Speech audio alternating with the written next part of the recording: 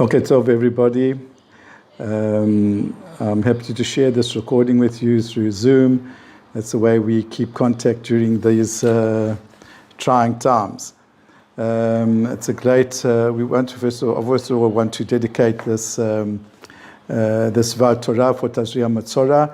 It's Le'ilui Nishmat the late Reuven Garber, Reuven Feibel ben Moshe Meir. Who was a long-standing member of our shul. He was part of the kollel that used to learn in the shul on Mondays and Wednesdays under Rabbi Dems. And it's interesting. I wonder, many times he was a psychologist, I wonder what his insight would have been, how he would have looked at things and the behavior of people during this time.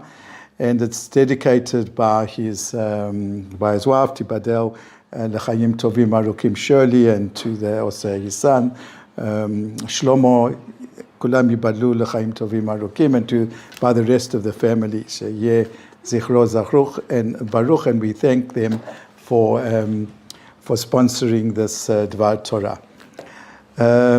One of the 13 midot, which means the 13 principles or rules of interpreting the Torah, is that we recite is called the Bright of Rabbi Shmuel, and we mention these 13 rules every single morning. And I just want to show you that one of the 12th rule of interpretation says Davar halamed minyano v'davar halamed misofo.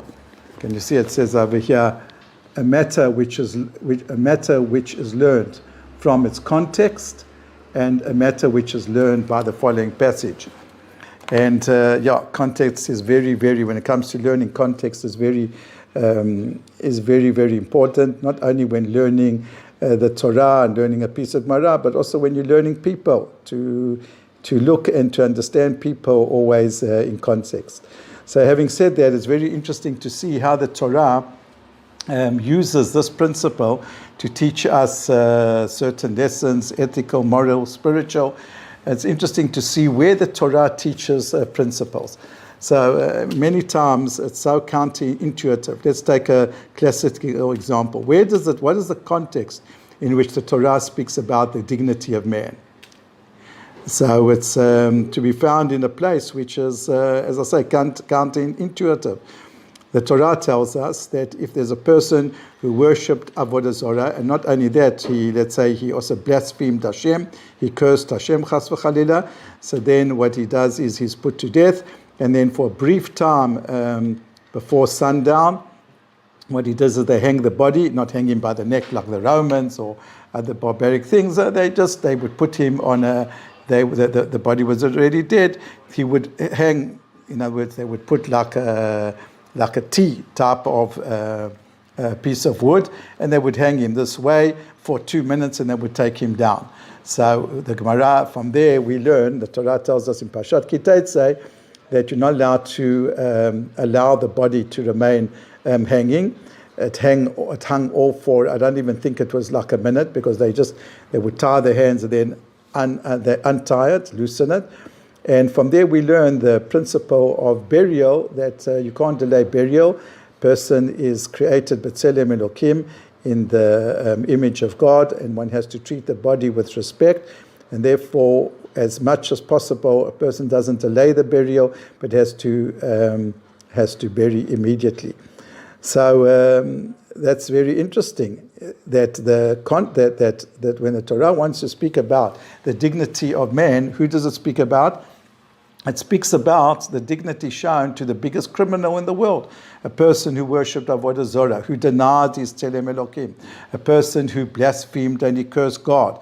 That person, Davka, God himself says, I want you to treat him with respect. He was executed, he paid, so to speak, for his crime, and now what you have to do is you have to bury him as soon as possible. And taking that as an example, there are other examples. It's interesting to note where the Torah speaks about the importance of davening for other people. So the Torah in Parshat Tazria-Metzora, it says, let's say there was a person who had tzarat, is mistranslated always as leprosy, but it's for sure some sort of spiritual an ailment which manifests itself in an illness of the body. So let's loosely say that it's a form of leprosy or some form of skin disease, etc. So the Torah tells us that that there's certain things that have to be done to the Metzora. So first of all, he has to leave the city.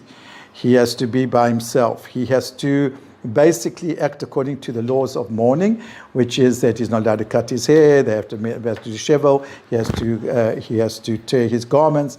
Then he has to cover his hair, and he has to shout out that he is tamei. The simple reason why he has to shout out he is tamei is that anyone who happens to, even though he's outside the city, anyone passing next to him has to warn him that he is tamei, that he is impure, and that he shouldn't come in contact with him. If he touches him or comes in contact with him, that person who draws near will also become tamei. That's a simple reason. But the Gemara says there's another reason. He has to say tamei, tamei, because he has to tell people, listen, he's a Metzora, he's tamei, please daven on my behalf. Now, just look at how interesting this thing. The person, when we see that bad things happen to people, so we never know what is the reason, what is Hashem's cheshbon, does he deserve it or she deserve it or not?